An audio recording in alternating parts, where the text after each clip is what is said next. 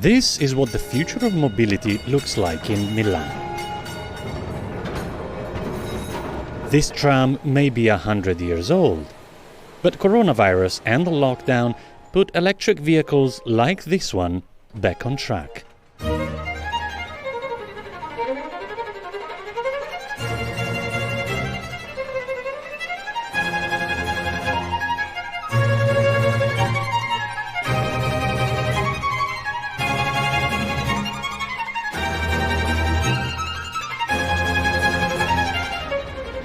When I started to learn to drive this kind of vehicle, I was very proud of it because I was learning to drive a historical vehicle, a traditional vehicle.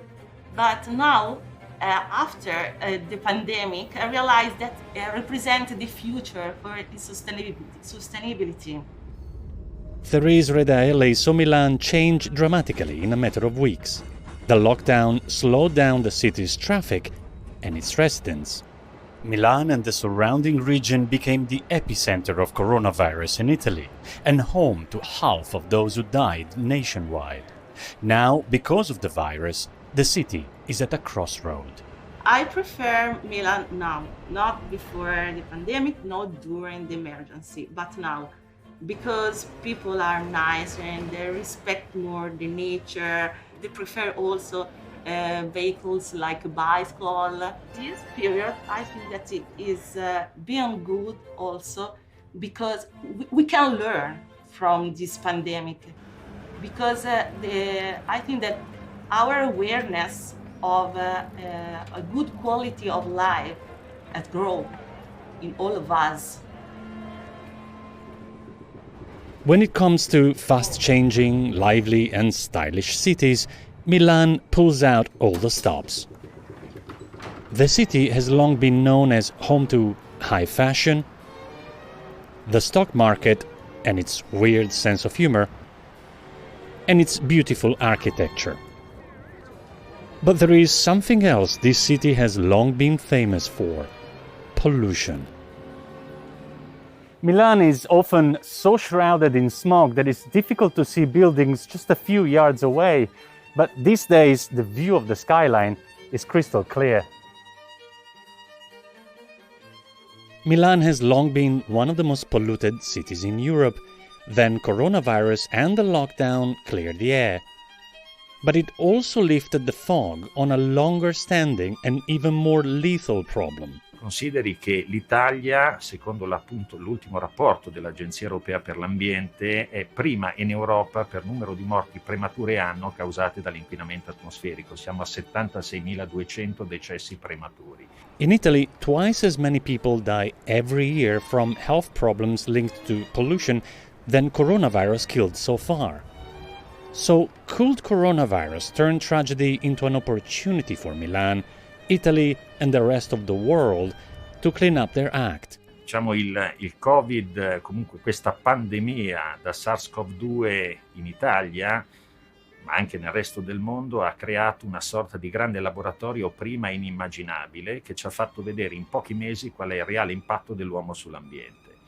Di questo ne siamo consapevoli noi come ricercatori e scienziati, ma incominciano ad esserne consapevoli anche i nostri governanti, e quindi il nostro augurio è quello che al di là del Covid ci sia una maggiore attenzione ai temi ambientali.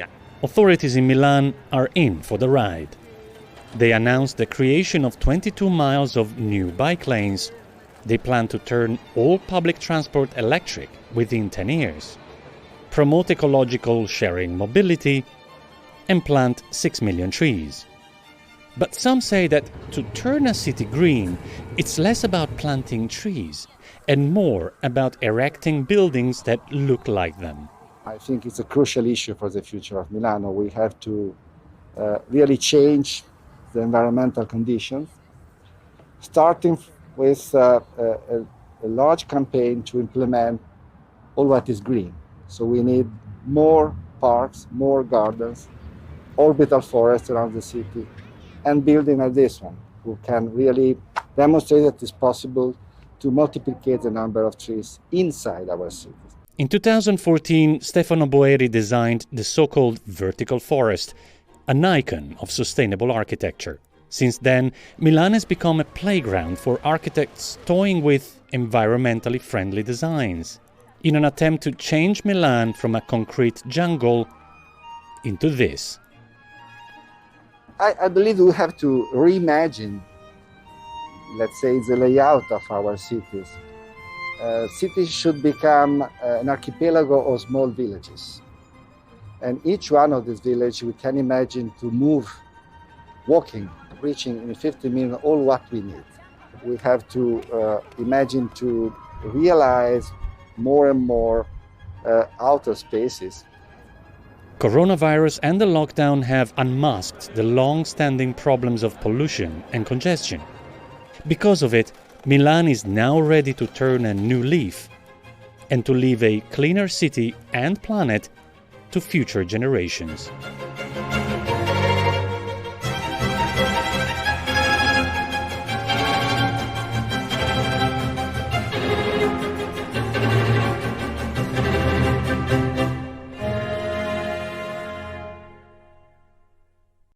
Hey, NBC News viewers, thanks for checking out our YouTube channel. Subscribe by clicking on that button down here and click on any of the videos over here to watch the latest interviews, show highlights, and digital exclusives. Thanks for watching.